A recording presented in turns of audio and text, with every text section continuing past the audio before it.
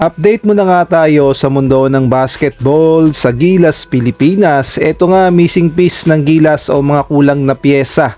Kagaya na lamang nila Matthew Wright, Renz Abando at itong si Francis Lopez.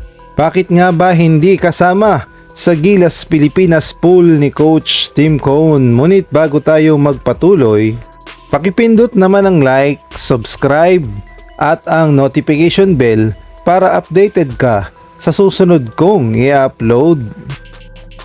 Kung tutuusin ay napakarami pang kulang na piyesa ang Gilas Pilipinas at yung Gilas Pilipinas Final 12 ni Coach Tim Cone, aminin man natin o hindi, ay kulang pa talaga at hindi pa uubra sa mga malalakas na kalaban. Kaya naman kailangan pa natin ng napakarami na piyesa upang makabuo talaga tayo ng solid na lineup at atin nga kilalanin kung sino-sino pa nga ba ang mga kulang na piyesa para sa Gilas Pilipinas.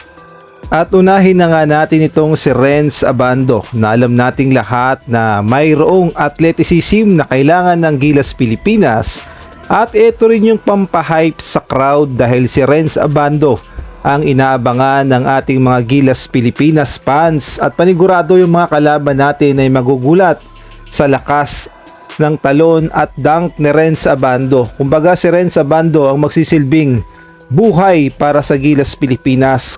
Kaya nga lang ang masakit ay hindi na siya nakabalik sa national team at hindi na natawagan sa kasalukuyang lineup ni Coach Tim Cone. Kahit man lang sa Gilas pool ay hindi nga ito na-consider si Renz Abando. Sayang na sayang talaga dahil si Renz Abando ang isa sa mga kulang na piyesa sa Gilas Pilipinas.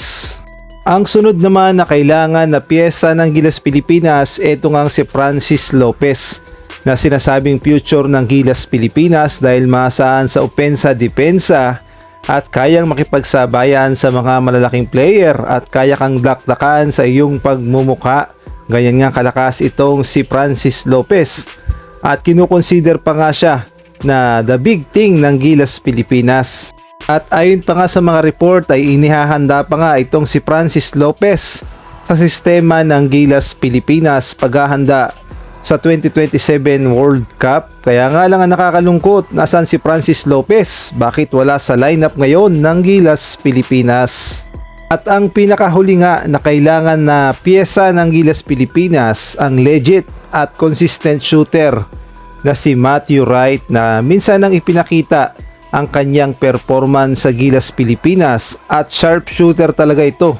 Ngayon nga ilang taon na tayo na walang legit shooter at kailangan talaga natin ang kagaya ni Matthew Wright na maaasahan pagdating sa tira sa labas. Sana nga ay may consider pa siya ni Coach Tim Cone dahil willing naman maglaro itong si Matthew Wright sa Gilas Pilipinas. Kailangan niya lamang ng tawag ng SBP at ni Coach Tim Cone.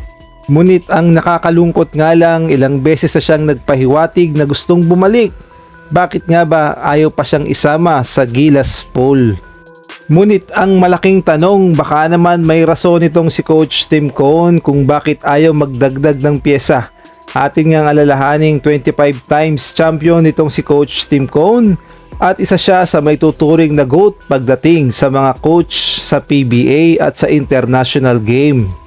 Posible kasing hindi fit sa sistema ni Coach Tim Cone ang mga player na yan at gayon na rin. Siyempre alam natin na mas gamay ni Coach Tim Cone ang kanyang player sa Barangay Ginebra. Kumbaga mas gamay niya yung Ginebra core. At gayon na rin yung defensive scheme na ginagawa ni Coach Tim Cone. Baka naman mismatch sila sa defensive scheme kaya naman hindi sila kinukuha ni Coach Tim Cone.